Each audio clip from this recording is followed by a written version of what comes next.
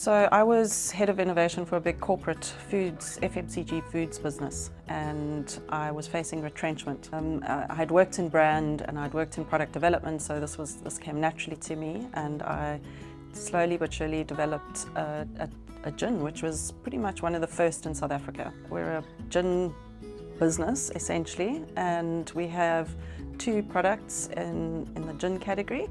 We were the first pink gin in South Africa and one of the first craft gins, and we later went into brandy. So we're a branded alcohol business in the craft super premium space. I'd always built the brand to sell it. I had no intention of keeping this brand for a long time. We were a very lean business in that we contract manufactured, contract bottled. We were really a brand, and it was time we were at our peak of the gin trend. We were at the peak of our business after 5 years, and it was definitely time to start having those conversations. Musgrave was well known, we were the first to market, and then everything stopped. And we then had to survive those 2 years of liquor bans, which obviously South Africa banned liquor. For the 2 years that COVID happened, we were able to trade 1 day out of 3. I really needed some advice on how to go about this. The kind of companies I was looking for were the big, nasty, big, scary alcohol businesses. And they had all the tools and all the power, and it was just little old me on the other side. Like, we all value our homes more than they are worth. I think we feel that same emotion for our businesses. So I needed some muscle and some expertise to as my army, to go in and fight for the best deal. I didn't actually look around. I was a member of Entrepreneurs Organisation, and Dustin was part of EO. I'd listened to a lot of his talks. There's a trust in EO between members that has a certain value system attached to it.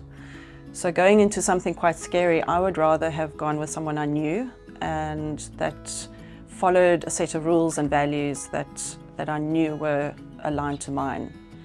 And so I started with Benchmark, and I thought, let me see how this goes. And I just felt I was in a safe place, and we continued. I never ever felt that I was that I didn't know what was happening. I never felt that they weren't doing their job. I was nurtured and I was guided through the process, and we ended up with a deal. So yes, I would. And my only experience is this one, but it is the experience of my life. It was the deal of my life, and I do feel that there was consideration and care taken. I always give a referral. They might be in the same position I was, where they don't even know where to start. I was lucky because I had an environment that I got the referral.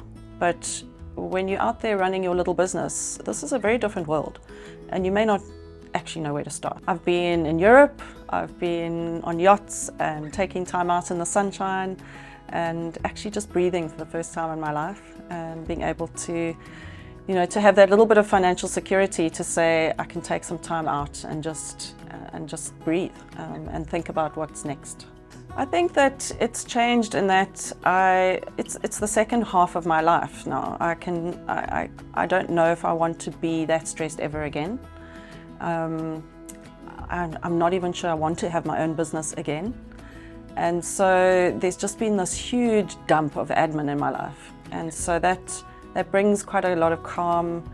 It allows other doors to open as well. And I'm sitting sort of just waiting to receive what's next. And so there's less frantic in the day.